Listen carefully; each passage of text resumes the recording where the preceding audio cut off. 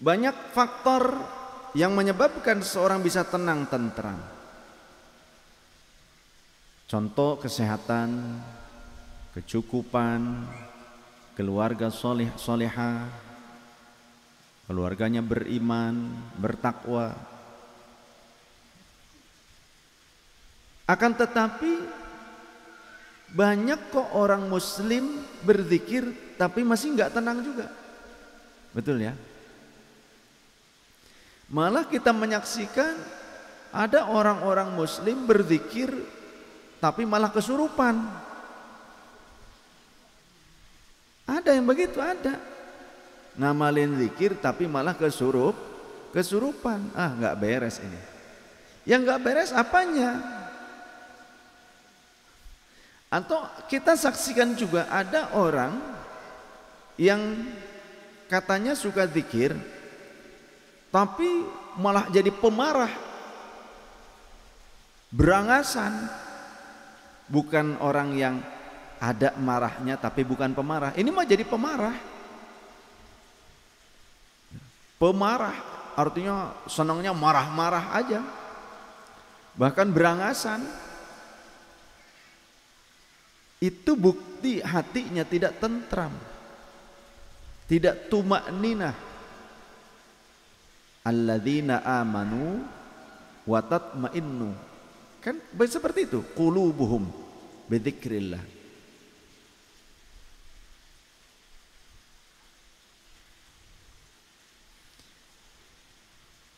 Kenapa demikian? Ada dua faktor yang mungkin terjadi. Yang pertama, salah kalimat zikirnya, salah pelafalan zikirnya, yang akhirnya maknanya juga bisa berubah, bisa berbeda, bahkan bisa mukhalafah, bertolak belakang.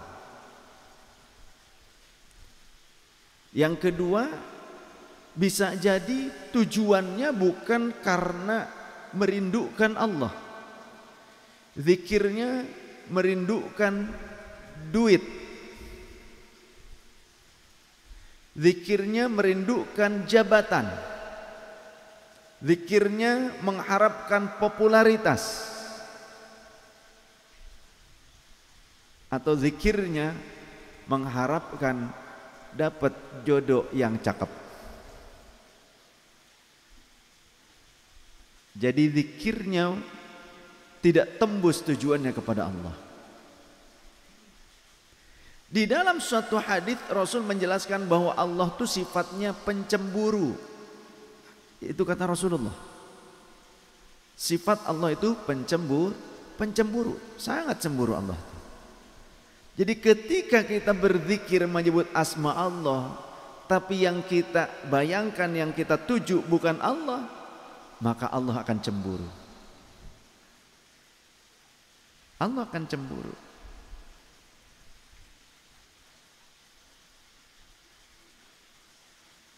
Dan cemburunya Allah lebih hebat dibandingkan cemburunya pasangan kita. Lebih hebat. Jadi ketika Allah cemburu, lantas apa yang terjadi? Sekarang gini saja, jangankan Allah. Kalau Anda yang laki-laki punya istri, kemudian Anda senantiasa apa-apa ke istri manggil, ma, mau kopi, ma bikinkan kopi. Mau baju yang bersih, ma tolong bersihkan bajuku, cuci. Mau makan yang enak, ma ke istrinya, nyebut-nyebut nama istrinya selalu, manggil-manggil nama istrinya. Ma tolong buatkan makanan, suruh masak. Ingin rumahnya bersih, ma tolong rapihkan rumah. Ingin anaknya enggak ngerengek, ma tolong obehin anak. Selalu. Tapi pada saat kamu punya perhatian, perhatiannya tidak ditujukan kepada istrimu. Di rumah kamu perhatiannya kepada ponsel. Bangun tidur yang dicari ponsel. Lagi nonton pun tetap ponsel. Lagi ngobrol bareng dengan istri juga ponsel. Bahkan mungkin lagi sholat pun tetap bawa ponsel. Sedang hangout dengan keluarga, dengan istri, dengan anak, perhatiannya ponsel. Terus kemana-mana ponsel. Kira-kira bagaimana perasaan istrimu di saat dia mengharapkan dibelai? Ya. Saat sudah di peraduan di tempat tidur ponsel terus. Istri pengennya dipeluk, akhirnya juga tidak dipeluk. Sampai tidur lupa cium istrinya. Lalu kemudian kerja, dapat gaji besar, beli barang yang istimewa, tapi ternyata diberikannya kepada wanita lain.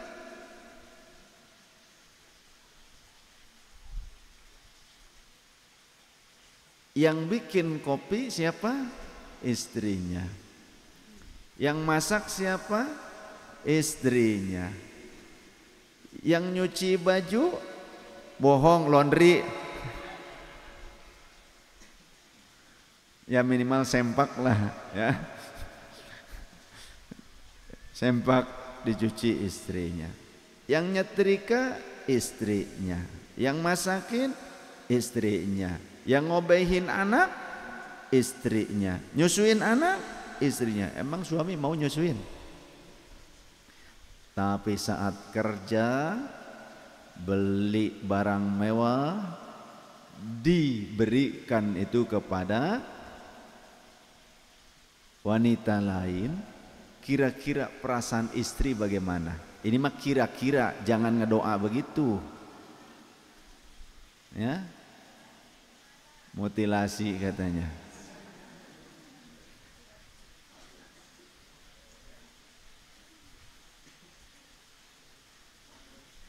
Sebaliknya juga sama. Ya. Istri ingin beli baju, kemudian kan nunggu pemberian atau minta kepada suami. Mana dong buat belanja? Mau belanja ke suami juga.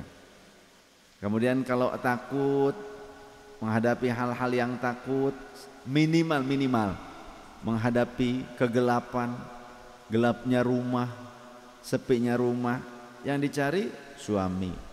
Yang harapan jurig anu di tangan salaki sia.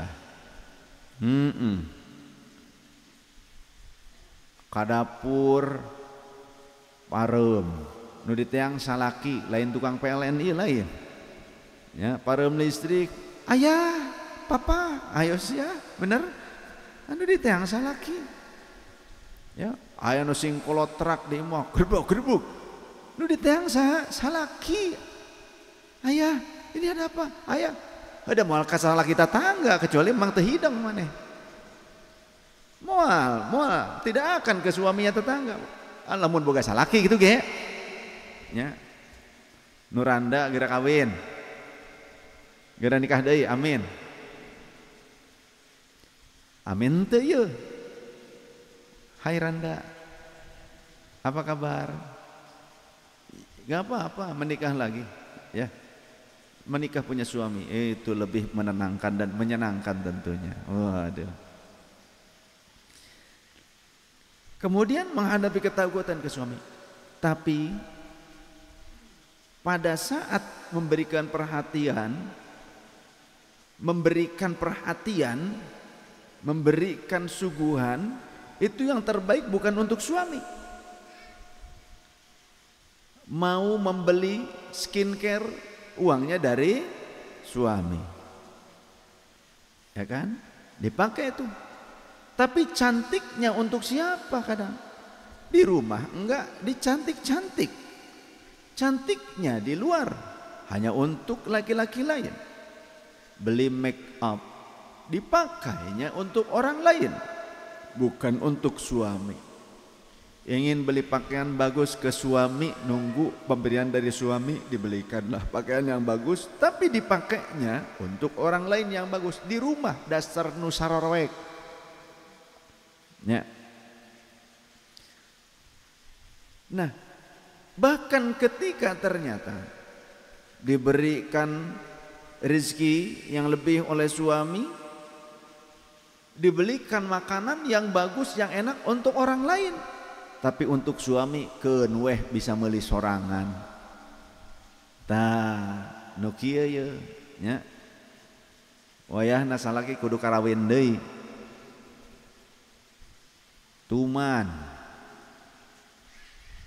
ai kabatur perhatian, dahareun perhatian, salaki teu diperhatikeun daharna. Wayahna geus karawin deui ka jeung. Cek nyong. Ya. Sugan we aya nu daek nyiapkeun dahareun. Nah. Bagaimana perasaannya? Tadi bagaimana perasaan istri, sekarang bagaimana perasaan suami? Maka tentu akan ada kekesalan, kekecewaan, akan ada rasa cemburu. Begitu kan? Nah, Allah itu lebih dahsyat cemburunya kepada kita, kepada hambanya dibandingkan sesama makhluk. Jadi wajar kalau kita seringkali masih bermasalah, bahkan kita bertanya-tanya, saya sudah berzikir banyak tapi kok masih saja dirundung banyak masalah. Karena di dalam zikir yang kau sebut adalah nama Allah, tapi perhatianmu, tujuanmu bukanlah untuk Allah, tapi untuk makhluknya Allah yang tidaklah mulia. Kita zikirnya untuk naik jabatan, kita zikirnya kalau mau naik jabatan, ingin mendapatkan promosi, baru puasa, zikir, wirid, deketin ulama, deketin orang-orang soleh. Tapi kalau sudah dapat, sudah bablas, lewat. Itu tanda tuh. Kemudian zikirnya hanya karena terlilit hutang, ingin terbayar hutang, ingin jembar rezeki. Kalau hutangnya sudah lunas, sudah tidak ada tanggungan, enggak lagi tuh wiridan. Itu tanda bahwa bukan Allah yang dia tuju. Ketika banyak masalah, dirundung masalah, rumah tangga bermasalah, anak bermasalah, suami istri bermasalah, orang tua mertua bermasalah, banyak zikir, puasa, merenung, menghadap kepada Allah. Tapi ketika masalahnya hilang, sudah bablas lagi, dadah, lupa sama Gusti Allah. Ya. Lagi banyak masalah, banyak wiridnya, sampai ribuan, puluh ribuan. Hilang masalah, henteu 100 acan. Banyak masalah, Quran dibuka, mencari jawaban dan solusi, istikharah dengan ayat Quran. Beres masalahnya dihilangkan oleh Allah, Qurannya disimpan lagi, nunggu nanti ada masalah lagi, baru dibuka untuk cari solusi, petunjuknya nanti apa, hurufnya apa yang kita buka. Set, yang pertama kali set hitung 7, setelah hitung 7 huruf pertama apa, kemudian maknanya apa, ayat tersebut apa. Beres masalahnya hilang, sudah disimpan lagi di dalam kotak, dalam peti. Jimat katanya, mata sia. Astagfirullahaladzim. Gitu tuh. Quran untuk mas kawin, geus kawin simpen Qur'ana, kayak dibuka dengel semodar, geus pae hayang dibacakeun Quran. Moal daekeun Qur'anna gitu sudi, tidak akan sudi Qur'annya juga. Ya. Aduh. Quran menjadi syafi'an, pemberi syafaat itu bagi orang li ahli, bagi orang yang ahli membacanya. Maksudnya ahli itu apa? Dawam, istiqomah, terus membacanya. Meskipun dia terbata-bata, masih terus dia berjuang, berupaya istiqomah. Wa man yatata'ata bil Qur'an falahu ajrani. Siapa yang terbata-bata membaca Al-Qur'annya, masih terbata-bata dan dia terus belajar, berupaya memperbaiki bacaannya, maka dia dapat 2 pahala. Yang pertama, pahala setiap huruf Al-Qur'an mendapatkan 10 kebaikan. Yang kedua adalah pahala susah payahnya dalam ibadah. Orang kalau susah payah itu dalam ibadah, pahalanya gede. Ya. Coba kalau dari sini ke Masjid Agung, jalan kaki Jumatan, berangkat jam 10 pagi, panas-panasan, pulang juga panas sampai sini. Beda dengan yang dari sini ke Masjid Baitur Rahman Blok P. Udah gitu mepet nunggu bedug. Ya. Pakai motor pula dari sini. Udah gitu pengen gratisan es teh manis, karena di sana gak ada, di sini ada. Tapi hayang gede pahalanya, ingin besar anugerahnya, impi. Ya Allah.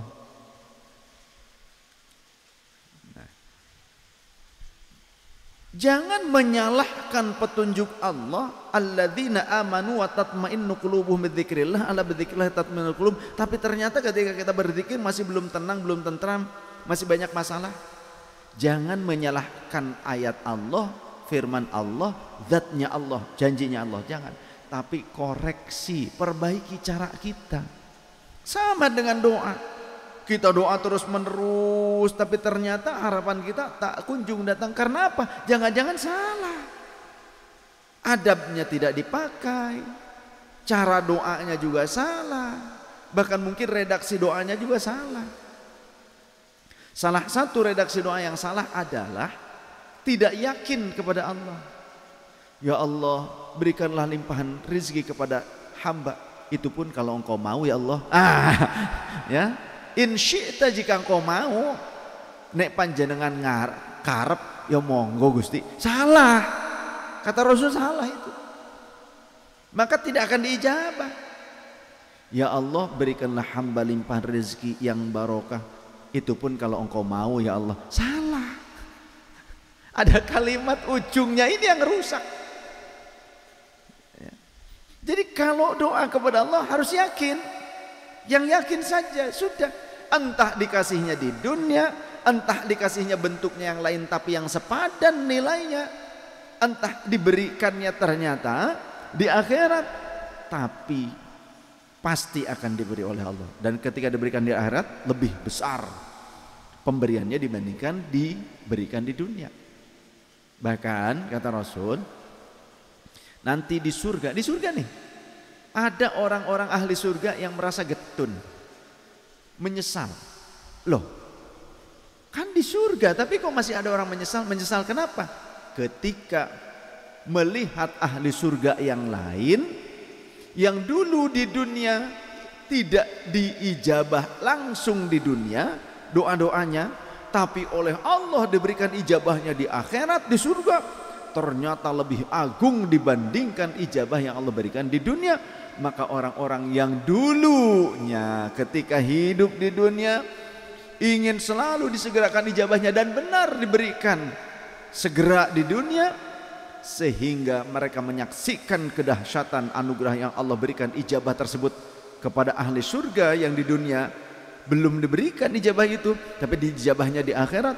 Mereka yang lebih dulu diijabah berkata, ya Allah, andai saja ijabahku diberikannya di sini di surga.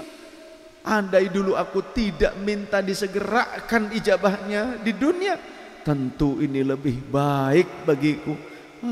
Andai saja. Jadi masih ada rasa keluh kesah karena dulu inginnya disegerakan semua ijabah itu di dunia. Bukan berarti kita nggak boleh minta Allah menyegerakan ijabah itu. Bukan tidak boleh, boleh-boleh saja. Ya. Tapi maksudnya jangan pernah berputus asa. Andai Allah belum memberikan poin yang kita minta sesuai dengan yang kita minta. Karena bisa jadi ijabah itu bentuknya dirubah dari bentuk permintaan kita, ainiyah atau zatiyah permintaan kita itu dirubah dengan zatiyah atau ainiyah yang lain, atau juga dirubah dengan cara apa? Ganti dengan daf'ul bala. Yang harusnya permintaan kita demikian-demikian diberinya itu ternyata oleh Allah diganti dengan tebusan nyawa kita. Harusnya kita celaka, tapi ternyata ijabah itu diberikan oleh Allah berupa daf'ul balaya, dihindarkannya kita dari malapetaka. Sekarang mau enggak duit 1 miliar? Mau enggak kalau diberikan uang 1 miliar? Besok nggak pakai nanti, ya. Besok atau malam ini, kira-kira nanti menjelang subuh ada uang 1 miliar. Allah ngasih uang 1 miliar, mau tidak? Mau.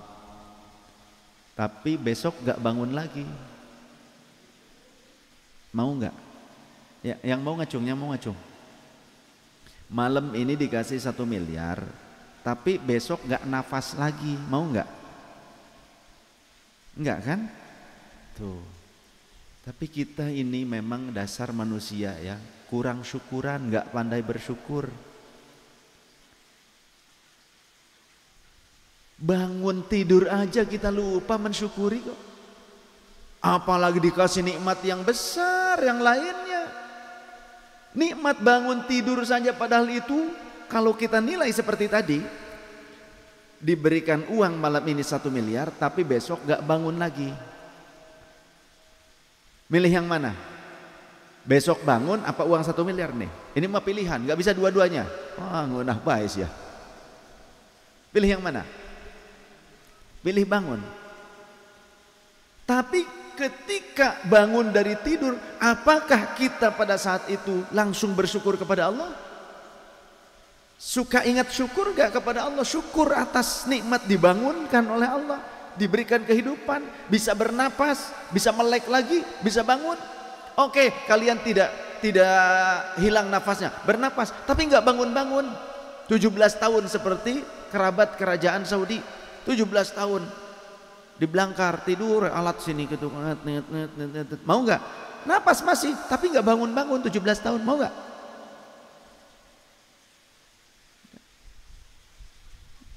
Itu yang hilang dari kita, rasa syukur. Yang lupa kita rutinkan itu rasa syukur. Bisa bangun saja itu nikmatnya besar. Gak usah meninggal deh. Jenengan masih hidup tapi gak bisa bangun. Masih melek, masih bisa ngomong tapi gak bisa bangun. Tempat tidur diam aja 5 tahun kayak begitu, naudzubillah min dzalik. Mau nggak? Masih bisa melek, masih bisa ngobrol, tapi nggak bisa bangun. Seumur-umur dengan uang 1 miliar, milih yang mana? Milih yang mana? Ayo, malam Jumat, mustajabah.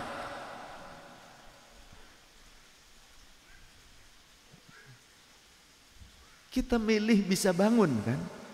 Tapi Allah kasih kita bangun, kita lupa syukur. Padahal Rasul kita memberikan uswah hasanah, bangun tidur, alhamdulillahilladzi ahyana ba'dama amatana wa ilaihin nusyur. Kenapa kok ba'dama amatana, setelah kematian kami? Karena kata Rasul, an-naumu akhul maut.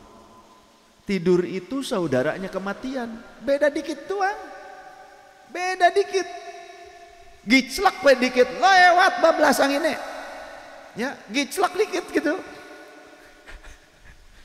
Ritme jantungnya giclak aja gitu. Celak gitu. Dah bablas. Beres. Game over. Wassalam. Kita dikasih ritme jantung, kita tidur. Coba kalau jantungnya tidur sama paru-paru, gimana jadinya? Gak bangun lagi, ya kan? Allah berikan kepada kita organ tubuh yang ketika kita tidur tidak sadarkan diri, organ itu masih hidup, tidak ikut tidur. Jantung, paru-paru, ya, jantung dan paru-paru. Coba kalau jantung dan paru-paru ikut tidur, lep 3 jam. Ayo,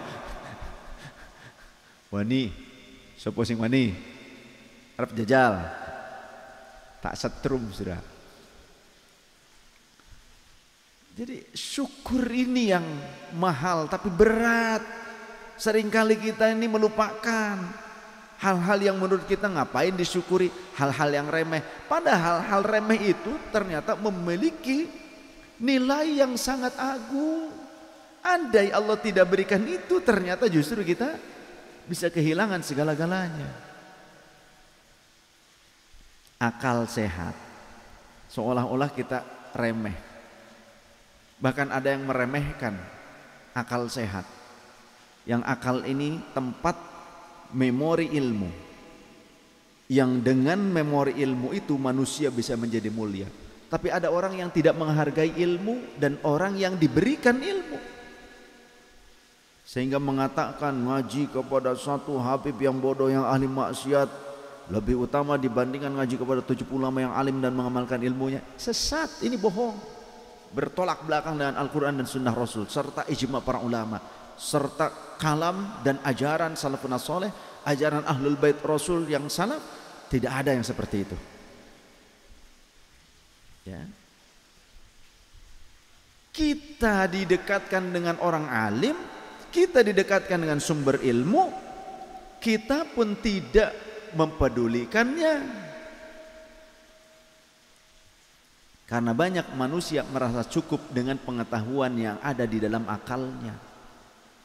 Karena banyak manusia yang merasa tidak perlu mengerti jalan rasa syukur kepada Allah, tidak perlu mengerti apa nikmat Allah yang telah diberikan kepada dia sehingga harus disyukuri, tidak perlu mengetahui itu.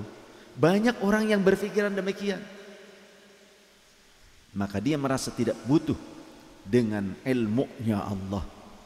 Dia merasa tidak perlu mensyukuri nikmat Allah, tidak perlu menggapai anugerah Allah, tidak perlu menggapai ridhonya Allah, karena dia merasa sudah punya rumah, sudah punya mobil, sudah punya keluarga, punya strata pendidikan, bisa makan. Dia rasa cukup itu. Tidak perlu mengenal jalan-jalan sucinya Allah, jalan keridhaan dan mengerti apa yang dibenci Allah. Enggak perlulah, cukup yang penting ini sudah, yang aku butuhkan sudah ada. Maka manusia seperti ini akan menjadi manusia yang kufur. Na'udzubillah min dzalik.